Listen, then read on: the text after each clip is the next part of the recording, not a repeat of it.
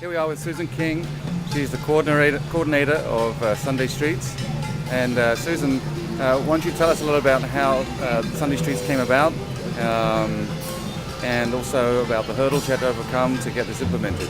Okay, well, Sunday Streets is a program modeled after a successful event that's been going on in Bogota, Colombia for 25 years. They close up to 70 miles of roadway every Sunday, and over 1 million people a week come out to enjoy the streets. This is a movement that's spread around the world to places like Kiev in the Ukraine, Paris, Japan, and the United States. This year, 2008, we've already had 3 cities: Portland, Oregon, New York City, and San Francisco's the 3rd city to emulate this program. What we have going on today is nearly 5 miles of car-free roads stretching from Chinatown in the north along the Embarcadero all the way to Bayview Hunters Point.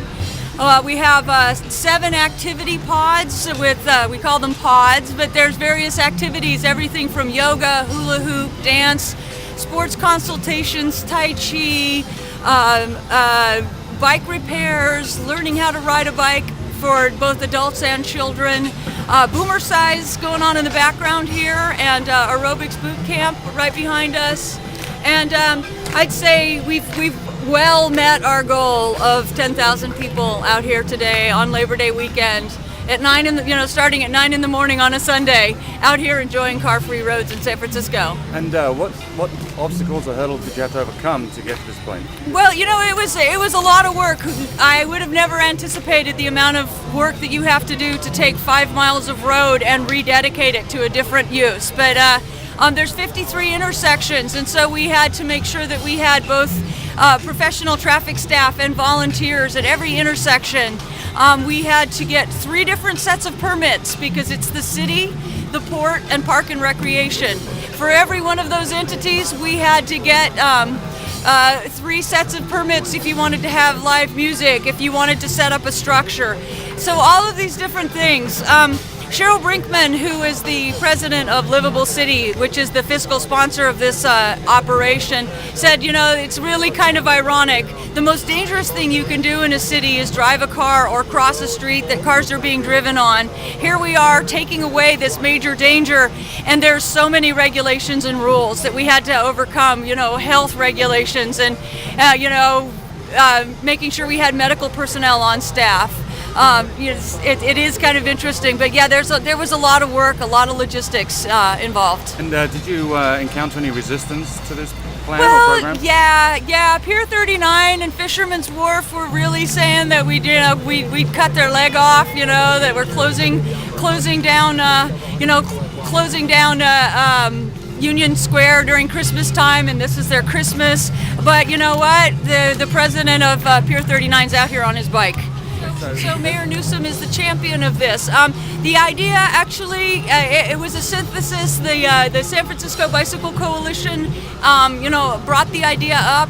The mayor was in another country, and somebody came up to him and said, "Hey, how about doing this?" And so, it was a convergence of some very unlikely allies. You have people from the Bicycle Coalition and people from the, people from the left. And then the mayor's office and, kind of the more moderate forces, but it really has been a perfect symbiosis of everybody pulling together and, people really getting along, and everybody wants to see this happen.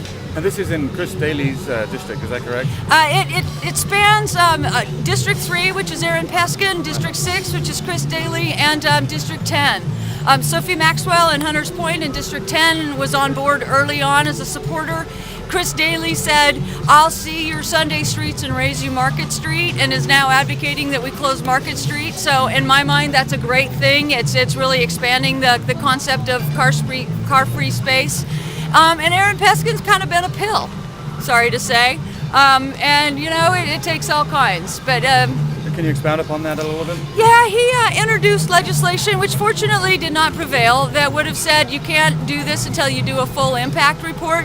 But how do you do an economic impact on a report on an event that hasn't happened yet? So it was kind of like the chicken and egg thing. So once we're done, we'll figure out, what the economic impacts are, and how many people suffered and how many people enjoyed it, and we'll take it from there. This is a pilot program. We want to see this happening as it is in other countries like Mexico City and of course Bogota, Colombia. They do this weekly. We'd like to see this as a regular event happening in different places around in the city, maybe different days, maybe different hours. It doesn't always have to be Sunday 9 to 1. It doesn't always have to be along the Embarcadero. We want to see this car-free concept really expand and grow and really adapt to the unique neighborhoods of San Francisco.